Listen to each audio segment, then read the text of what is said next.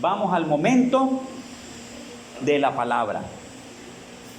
Prepárese en su asiento ahí donde está, que usted va a escuchar esta noche la palabra del Señor. Y va a procurar que no se le escape nada para que Dios pueda bendecirle con esta palabra en su corazón. Quiero que busque 1 Corintios capítulo 3. Gloria al Señor. Miren el versículo 5. Aleluya, Señor. Dios es bueno. En el nombre del Padre, del Hijo y del Espíritu Santo. ¿Qué pues es Pablo y qué es Apolos? Servidores por medio de los cuales habéis creído, y eso según lo que a cada uno concedió el Señor. Yo planté, Apolos regó, pero el crecimiento lo ha dado Dios. Así que en el que planta es algo, ni el que riega, sino Dios que da el crecimiento. Amén. Ese es el texto de esta noche. Dios quiere que lo escuches. Dios quiere que lo escuches. Gloria al Señor. A mí me parece, hermanos, que una de las cosas que el pueblo de Dios tiene es que le gusta ser escuchado por Dios. Y en las introducciones que se hace, que muchos hacen cuando oran al Señor es: atiéndeme, escúchame, por favor Dios, oye mi oración. Atiende mi oración, escúchame Señor, porque oraré. Por lo general la gente quiere ser escuchada por Dios. Me parece que poco se habla en el cuerpo de Cristo, y aún a la gente de afuera, poco se le habla, poco se le dice: escucha al Señor. Como que la balanza al respecto está más dada a: óyeme, que me estoy muriendo, me estoy ahogando en mis problemas y mis asuntos. Pero escucho poco que se le diga a Dios: Dios, quiero escucharte. A lo que alguien predique: hey, escuchen a Dios. Si uno de esas tres cosas, escúchame, atiéndeme, óyeme, y ¿hasta cuándo? Y algunos hasta le exigen a Dios. Y lo presionan y hasta quieren manipularlo para que Dios los escuche. Como que Dios es sordo y como que Dios no los escucha. Pero esta noche vamos a cambiar un poquito la situación. Hoy se trata entonces de esto. Dios quiere que lo escuchemos. Dios quiere que le prestemos atención. Yo creo que esa es una necesidad en el pueblo de Dios. Que el pueblo entienda esto, que el pueblo lo sepa. Y Dios también es como un padre que tiene muchos hijos y que se rodea de muchos hijos en sí, pero que de entre todos, muchos de ellos no quieren escucharlo. No quieren escucharlo. Ahorita hay una noticia, bueno, esa noticia pegó duro días atrás. Una noticia que ha conmovido, especialmente en el área de educación del país. Un cierto conflicto entre docentes y alumnos. Y la gente entonces, enfrente de ese caso, hablan una cosa que como que están de acuerdo.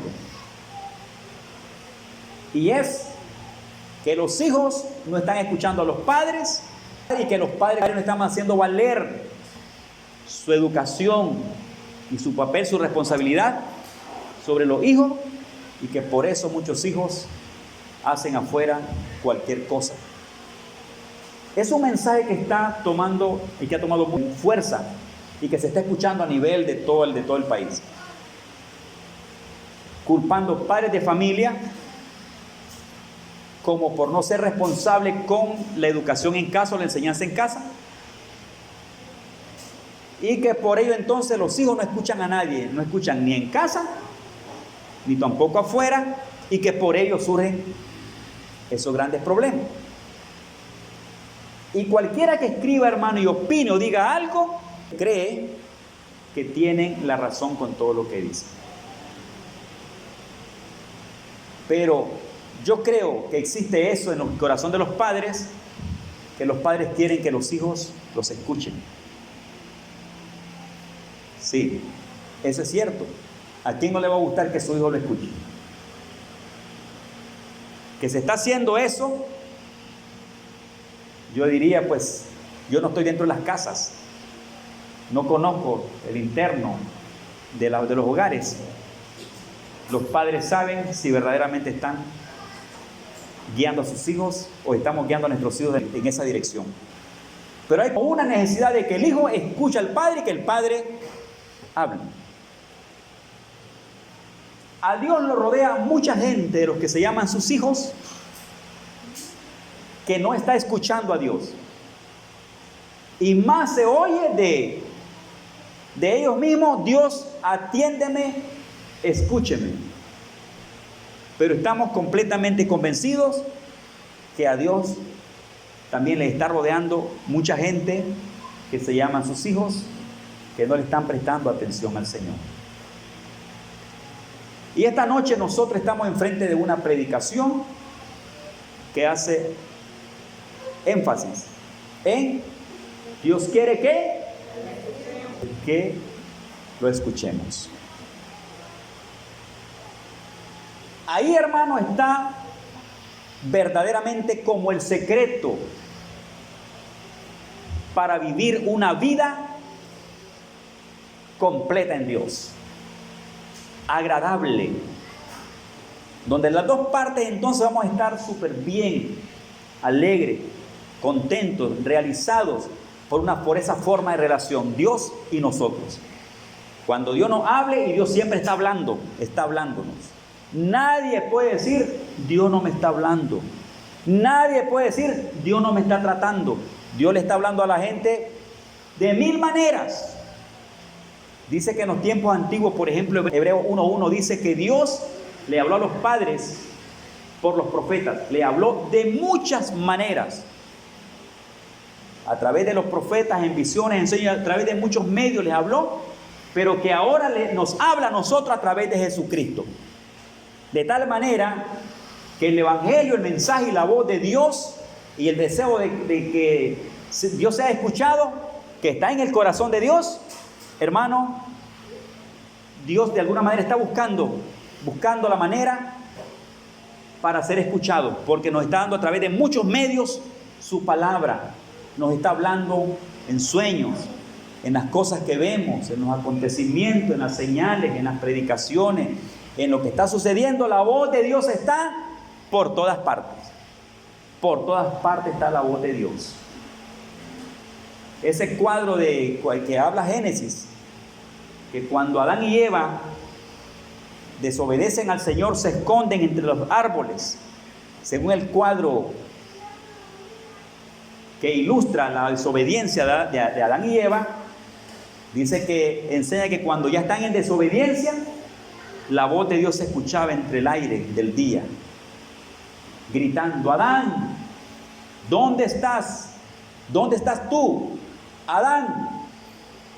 Estimulando al hombre, a la humanidad, para que ésta le responda.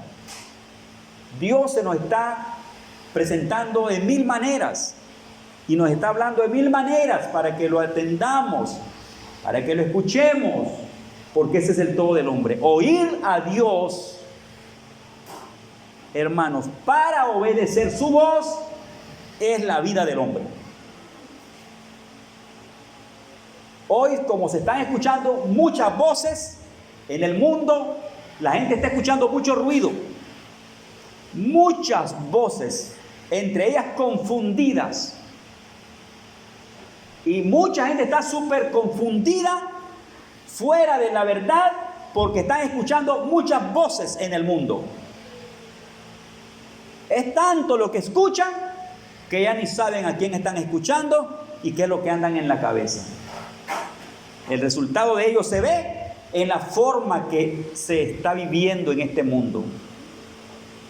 Hay un mundo opuesto tremendamente a la verdad de Dios. A la verdad de Dios. Es la gente confundida, sin la verdad, llamándole a lo negro blanco y a lo blanco negro. Y a un Dios que existe, procurando controlarlo, someterlo, y que Dios sea como un elemento ya controlable por nosotros mismos. Así está viviendo. Y él no está escuchando al Señor. El cuadro de la lectura que leímos, hermanos, yo no quise leer desde el verso 1 al verso 4 de 1 Corintios 3, porque esos primeros versículos, se los voy a confesar a ustedes. Esos primeros 4 versículos, 1 Corintios capítulo 3, yo lo siento, bueno, el Espíritu Santo los dio. Un apóstol como el apóstol Pablo, un hombre maduro, versado en las Escrituras, lleno de experiencia para tratar con gente, con líderes de todos los niveles. Pablo tuvo la osadía, tuvo el valor, la autoridad, la bendición de Dios, la unción de Dios para hablarle a la iglesia, escribiéndole esos primeros versículos, primeros 4 versículos de 1 Corintios capítulo 3. Y el Espíritu Santo no escondió esa palabra.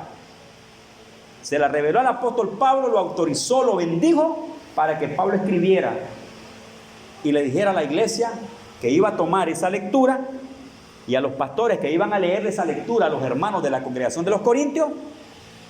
El Espíritu Santo no escondió eso, Pablo no lo escondió y se lo dio. Para mí esos textos son verdaderamente duros, hermano. Y me parece a mí, escuchen esto, que en cierta forma la iglesia le debería dar vergüenza y sentir vergüenza, porque Dios le habla eso a la iglesia. Porque si Dios lo dice, es que Dios le está diciendo a un pueblo llamado cristiano que está completamente en una terrible rebeldía en contra de Dios y cometiendo mucho daño en el seno de la misma iglesia. A mí esos textos, dárselos, leérselos a ustedes, me siento como incómodo. Son muy fuertes. No fueron dirigidos exclusivamente para la iglesia local donde nosotros estamos. Fueron dirigidos a la iglesia primitiva, a la iglesia cristiana de los Corintios, en los tiempos de Pablo. Porque la iglesia estaba viviendo eso. Y leer eso hoy, en una iglesia de hoy, leérselo a la iglesia de hoy, es como de alguna manera querer identificar a la iglesia con alguna necesidad al respecto, o con algún problema al respecto.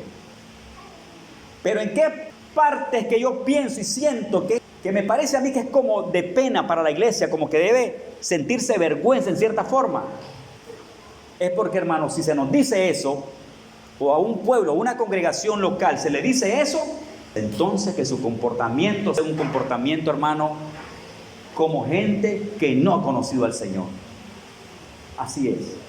Por esa razón, esa fue la razón en mi corazón, no leerles a ustedes versículo 1, versículo 2, versículo 3, versículo 4, sino partir desde el verso 5 en adelante, porque ahí como que ya suaviza un poco de algo que Pablo comienza a decir en los primeros versículos.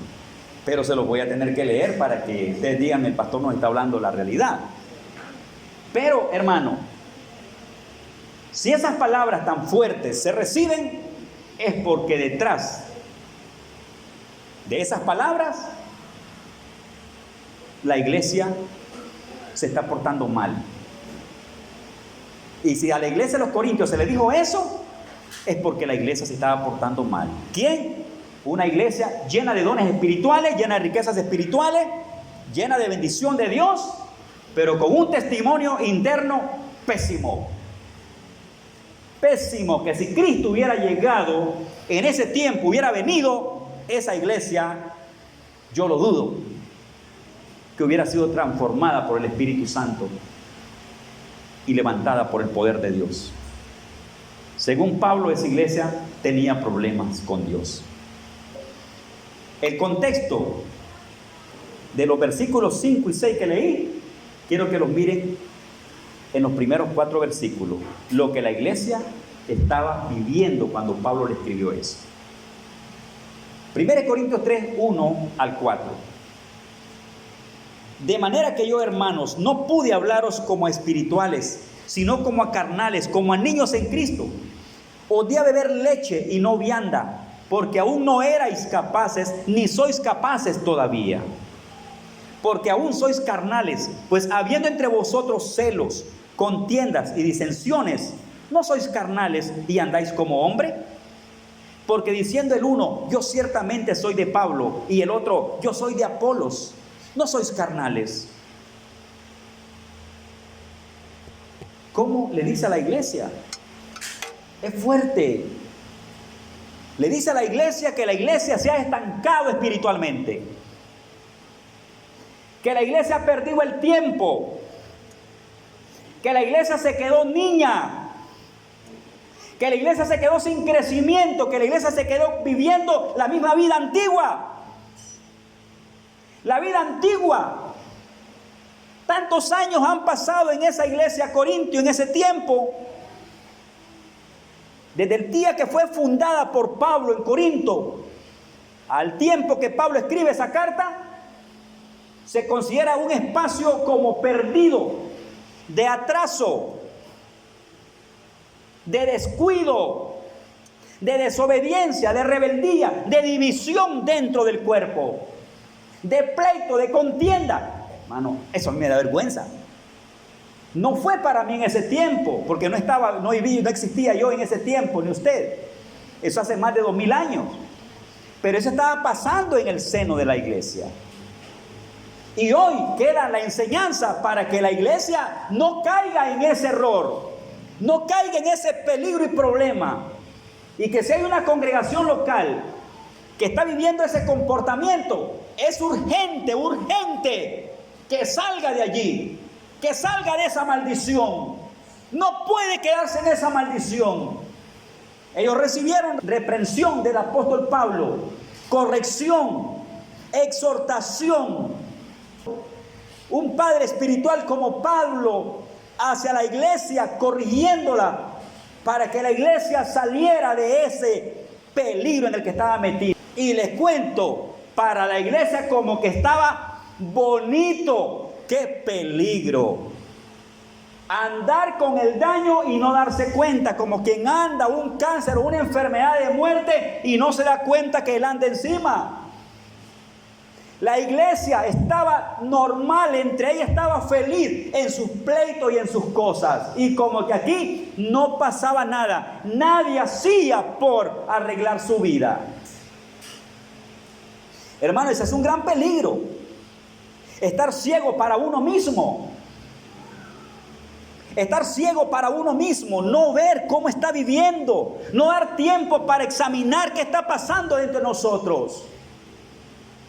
Si ponemos el ejemplo del médico y el paciente y el médico, hay gente que cuando va a hacerse un examen de corazón, de cerebro, de la sangre, llegan llorando a sus casas y te dan el grito en las clínicas y en los hospitales porque les dicen: estás desechado ya, te faltan 3 meses y te vas a morir.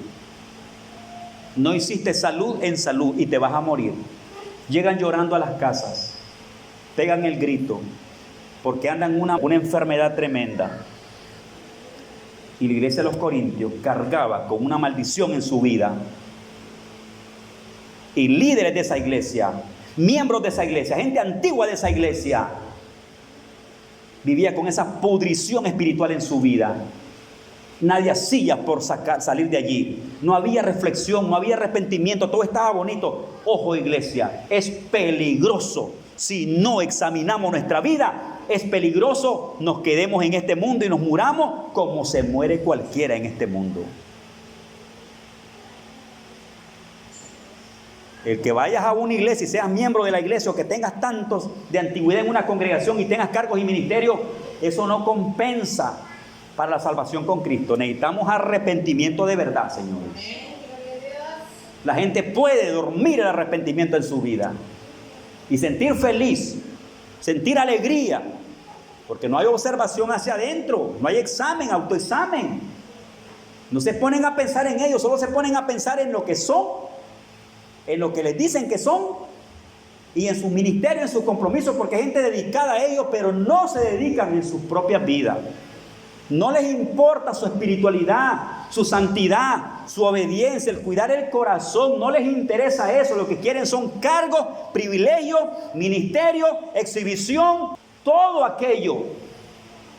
Pero pocos están dados para mirar su vida y para arreglar sus cuentas con el Señor. Y eso está metido en las iglesias, hermanos.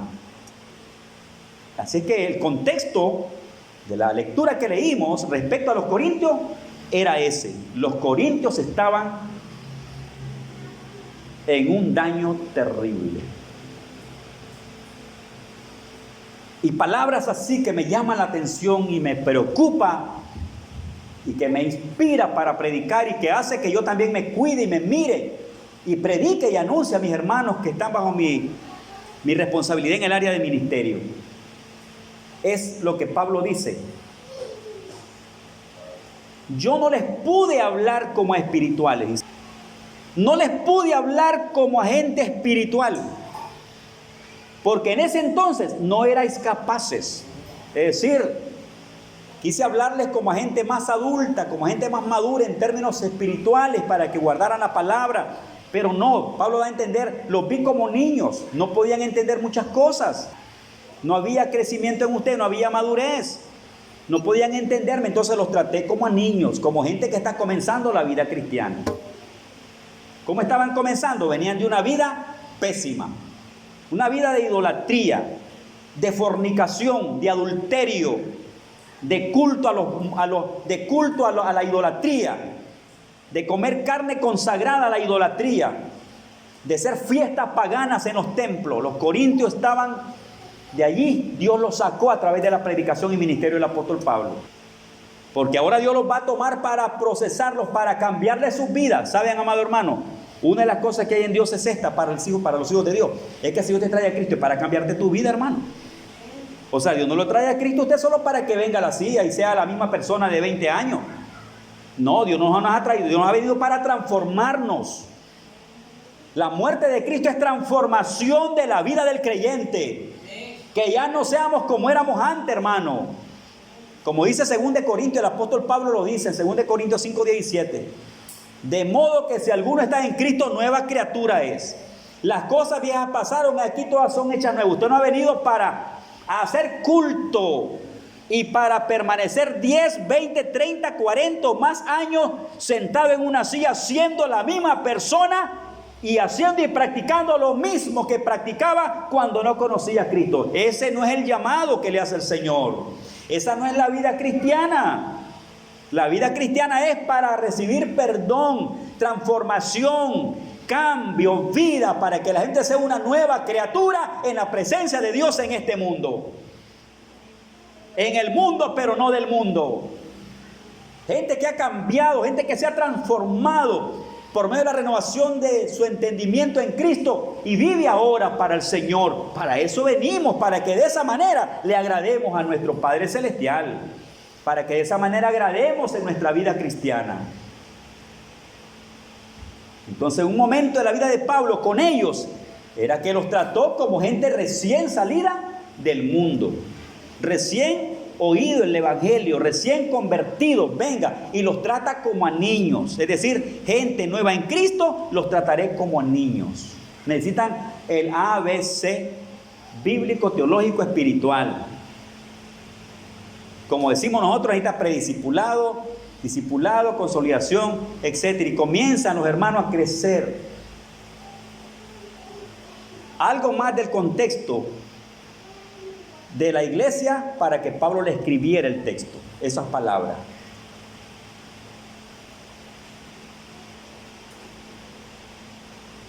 No habían crecido espiritualmente nada. La iglesia estaban formadas y estaban celebrando. Pero eran congregaciones internamente en conflicto. Los hermanos vivían peleando. Los hermanos vivían en divisiones. Los hermanos vivían en competencia, competían ministerios. Eran llenos de celo. Se apartaba uno del otro. No querían verse, se despreciaban. En términos de ministerio, se despreciaban internamente. Entre ellos despreciaban a ciertos líderes y tomaban a otros líderes. Levantaban el ego de alguien, presten atención, le levantaban el ego ministerial de alguien cuando no lo tenía y denigraban a otros. De tal manera que la iglesia, Pablo escucha, Pablo se da cuenta que la iglesia que había fundado, por la cual le habían hecho tanto daño cuando Pablo comenzó a hacer ministerio en Corinto, Pablo se dio cuenta que las congregaciones ahí estaban esas cientos de personas en las congregaciones. Pablo se dio cuenta. Pablo recibe una nota de alguien allí de la congregación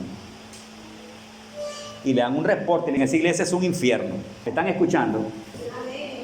Esa iglesia es un infierno. Para parafrasearle el comportamiento, es un infierno. Allí la gente vive en conflicto. Allí se desprecia el uno al otro. Hay divisiones. Hay unos dicen que le pertenecen a un apóstol llamado Pablo y se apartan de todos los demás. Entonces vienen los demás y dicen, bueno, nos apartamos de los pablistas y abrazamos a Pedro. Entonces un grupo comenzó a decir, grupo grande de la iglesia, no, entonces está bien, no somos de Pablo, nosotros somos de Pedro. Y se arman divisiones internas, gente armando divisiones, escogiendo y seleccionando líderes, despreciando a otros, haciendo grupos internos, causando división dentro de la iglesia. Entonces se forman dos grandes grupos, seguidores de Pablo internamente y seguidores de Pedro seguidamente. Entonces la iglesia estaba en grandes problemas, hermano. Eso daba problemas, iglesias de cientos de personas. Vaya, la pregunta es, ¿cómo cantaban? ¿Cómo adoraban? ¿Cómo adoraban? ¿Cómo predicaban? ¿Cómo se expresaban el Dios le bendiga? ¿Cómo se expresaban el amor? ¿Cómo se expresaban el saludo, que era con un beso? Oscuro santo. ¿Qué haría esa gente? ¿Qué hacía esa gente cuando se encontraban en la calle entre ellos? Yo creo que esa gente doblaba la esquina, hermano. Y si caminaban gorra, yo creo que bajaban la gorra, el sombrero. Y se apartaban y los evitaban o se agachaban. Déjalo que pase o déjala que pase. Si adentro eran así, ¿cómo serían afuera? Afuera no existían entonces. Pero entonces la gente se comenzó a sentir todo así, hermano, y a vivir eso. Entonces salió un tercer grupo internamente y dijeron, no, disculpen, dijo otro grupo, ni de Pablo ni de Pedro. Aquí hay otro líder que tenemos entre nosotros que se llama, dijo, Apolos. Otros somos de Apolo. Y se arma otro grupo, seguidores de Apolo, los apolitas. Los de Pedrito y los de Pablito. Pero vino otro grupo y dijo, nos aferramos a Cristo. Y de tal manera que la iglesia se estaba viviendo, caminando y celebrando cultos y todo, hablando en lengua, dando profecía. Atención, atención, atención. Así predicaban, así profetizaban, así se enseñaban y así se aconsejaban. Ay, Dios mío, Dios mío. Eso ahí me da pena, hermano. Aún leerle a una congregación ese texto. ¿Por qué no leí esos textos? Porque siento que son textos fuertes. Y aunque ustedes no se identifican con ellos, porque yo no los estoy identificando con ese contexto de vida de los corintios, yo les estoy enseñando para que nos alertemos y tengamos cuidado. Entonces, con respeto, yo se los estoy dando y con cuidado, con contacto, con sabiduría, porque para mí ustedes no son eso. Yo no estoy juzgando aquí a nadie de ustedes, ni diciéndole que están viviendo eso. Yo le estoy predicando un tema que se llama ¿cómo? Dios quiere que lo escuche, pero esto no es en ese contexto. ¿Por qué lo dijo así Dios? ¿Por qué Dios habló así? Vamos con esto. ¿Cómo se predicaban? ¿Cómo se enseñaban? ¿Cómo se inspiraban ellos compartiendo la consejería con sus hermanos? Escuche, cuando iban a la Santa Cena, ¿cómo celebraban la Santa Cena? En la Santa Cena tenían un desastre. Se reunían a celebrar Santa Cena porque eso era como prioridad en un culto, la Santa Cena. Ahí sí comía Santa Cena la gente. Era la parte más vital del culto, no la predicación, sino el convivio, la comunión, la coinonía espiritual. Eso traía una bendición en su vida, pero la pregunta es cómo esa iglesia participaba en la Santa Cena. Había división en la Santa Cena. Los hermanos de mayor bien, los hermanos de riqueza que tenían bien, en las casas los hermanos celebraban, y los ricos estaban con manjares dentro de las casas, con manjares, con grandes comidas, con grandes vinos, hasta borrachera. Y los hermanitos de escasos recursos estaban allá afuera, engañados con un objeto pequeño, con algo en la boquita allí. Pero los adentro estaban con sus carnes, con sus comidas, con sus panes, con sus vinos y con su todo. Eso sucedía, iglesia de Dios, escucha, eso sucedía en la iglesia de los Corintios. Por eso es que Pablo los reprende también y les dice: examínese cada uno de vosotros antes de participar de esa cena, porque era pésimo el caso. Y les hace el énfasis: les quise hablar en aquel tiempo como espirituales, pero no eran capaces. Pero me impacta cuando le dice, en el momento que le escribe la carta, y aún no sois capaces todavía. Como quien dice, no han crecido, no hay crecimiento en la vida de la iglesia. Desde aquel entonces que los fundó y que los ayudó, eran unos niños, había pasado el tiempo. Ahora Pablo se vio en la presión y la necesidad de escribirle la carta, primera carta a los Corintios, y se encuentra con una iglesia atrasada espiritualmente, en un pantano, pero haciendo todo de la iglesia, pero en un pantano. La iglesia en grandes conflictos internos. Hermano, esto que nos diga algo a nosotros, esto que nos lleve a un momento de examen personal. Vamos iglesia, esto que nos lleve a un momento a ver qué pasa con nosotros. Yo no le estoy atribuyendo cosas a ustedes ni a mí. Yo estoy esta noche en la mano de Dios para ustedes, pero yo creo que aquí es para que también no solamente miremos el pasado, qué está pasando en el presente y qué es más con nosotros en nuestro medio y en nuestras propias vidas, qué está pasando como iglesia que somos. No les hablé como espirituales porque erais carnales, y aún no puedo hablarles porque sois carnales todavía. Porque habiendo entre vosotros celos, contienda, ira, enojo, etcétera, andan como hombres inconversos, andan como gente que no ha conocido a Cristo. Dios mío, ¿cómo calificaron a esa iglesia? Así la iglesia, si la iglesia no ha crecido, no ha madurado, no ha marcado una diferencia de lo que era inconversamente ahora con lo que es cristiano, la iglesia tenía problemas. Escuchen, pero escuchen esta parte importante y vital de esta prédica. Si la iglesia no había crecido, la iglesia no había escuchado al Señor. Hermanos, porque donde no se escucha a Dios, no hay crecimiento. Lo repito, donde no se escucha al Señor, no hay crecimiento espiritual. Vamos, no hay crecimiento, no hay desarrollo, no hay madurez si no hay palabra del Señor. Y más, si no se está escuchando la voz del Señor. Si no se le está dando lugar al Espíritu Santo en la vida de la persona, ¿cómo va a escuchar a Dios? Entonces, ¿cómo va a crecer como Dios quiere que crezca? ¿Cómo? La iglesia se estanca. La iglesia se estanca. Una cosa es que escuches una prédica de tus hermanos, o a través de cualquier medio escuches una palabra. Pero otra cosa, hermano, es que escuches al Espíritu Santo en tu corazón para ti. Escucha, iglesia, una de las cosas maravillosas del Señor con su pueblo es que su pueblo puede escuchar en su vida la voz del Espíritu Santo de Dios. Una familia, una persona, una iglesia que no esté escuchando la voz del Espíritu Santo es una iglesia que se estanca, que no crece y que se queda en la carne como cuando no estaba con Cristo. Señal de no madurez, de no crecimiento, de no desarrollo en el Espíritu para vivir una vida que a Dios le agrada, hermano, es descuido. No se le está prestando atención al Señor.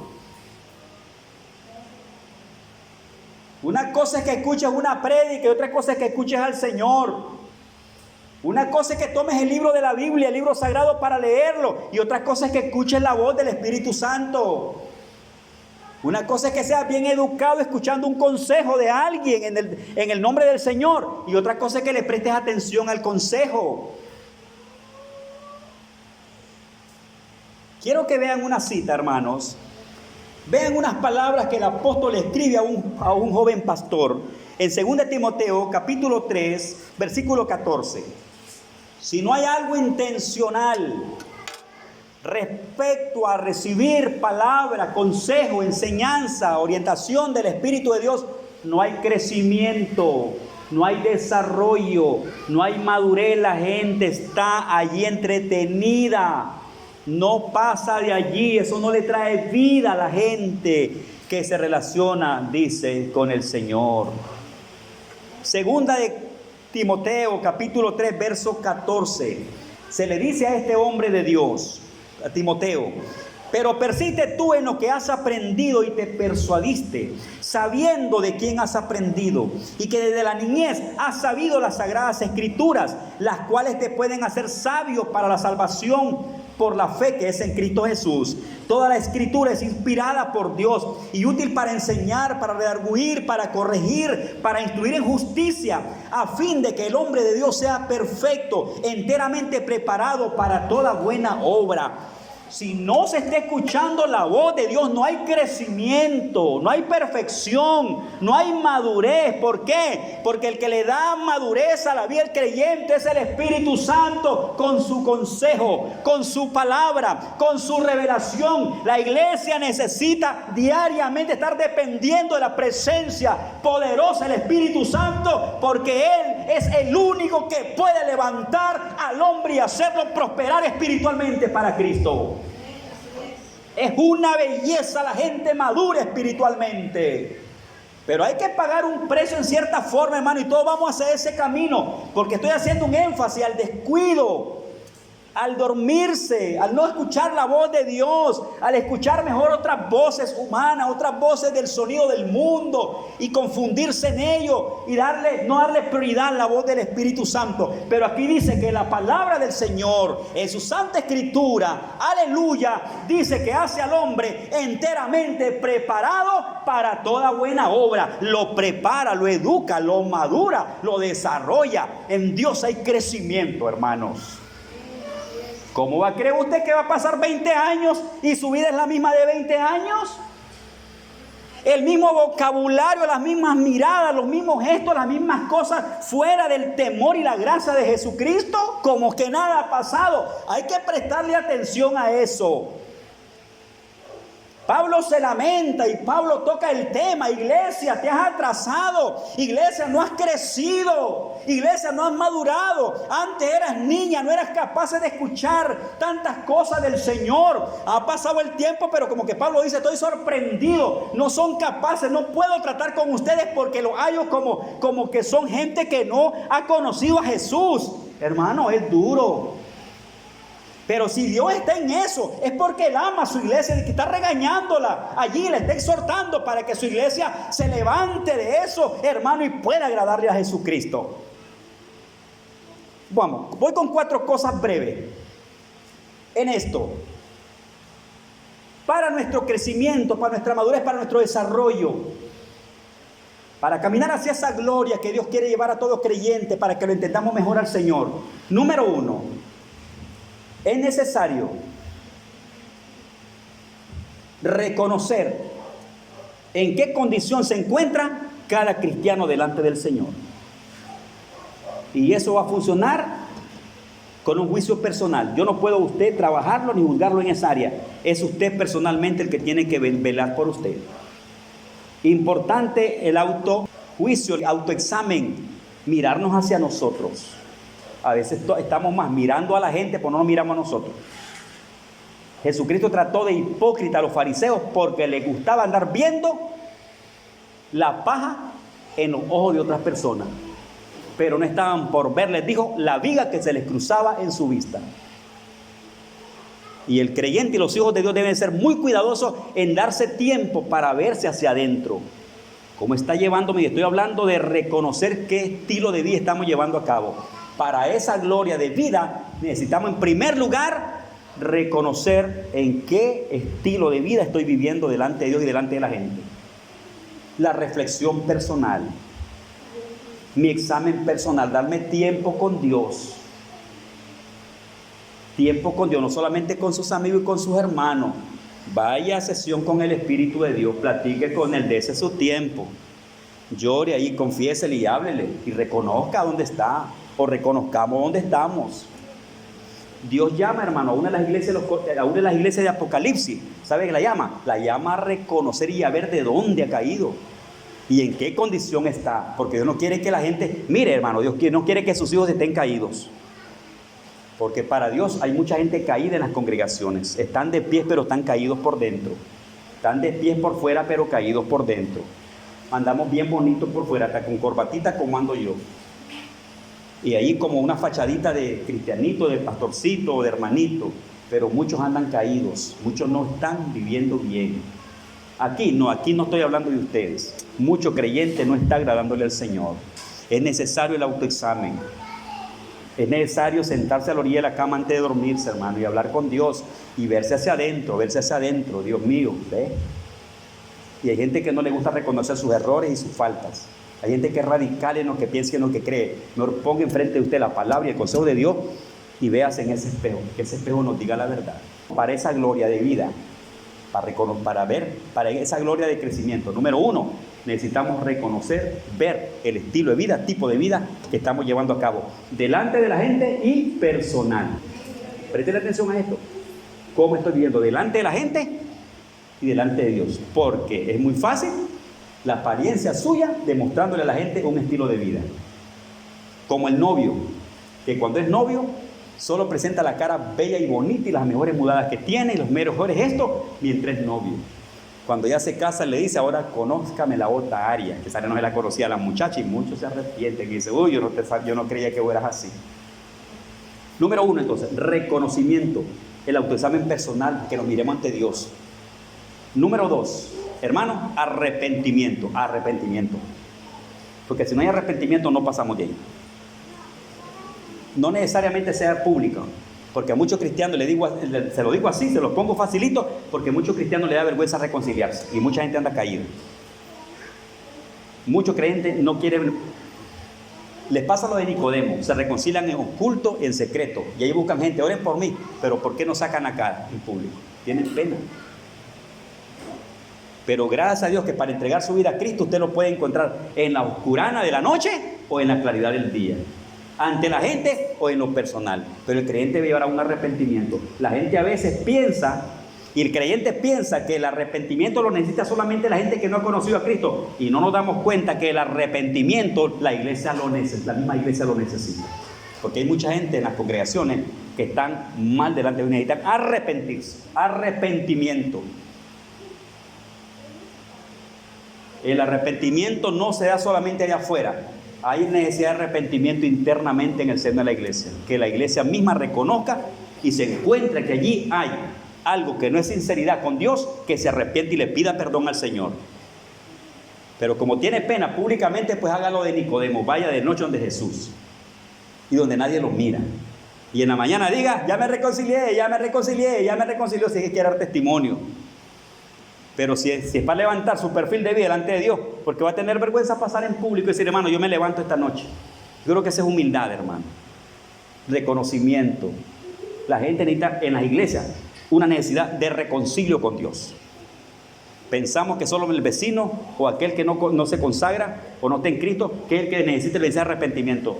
Escuche, ¿por qué estoy predicando esta noche? Porque yo tengo conocimiento que en las iglesias hay necesidad de que se predique de arrepentimiento, porque hay necesidad de arrepentimiento en las congregaciones. Hay mucha gente que necesita arreglar su vida con el Señor. Escuche, ¿por qué no prospera mucha gente espiritualmente en las congregaciones? ¿Por qué no pasan de allí? Porque muchos están en pecado, tienen un gran obstáculo y lo que necesitan no es dinero, no es casa ni otras cosas. Lo que necesitan es arrepentimiento, relación con Dios, y su vida va a cambiar.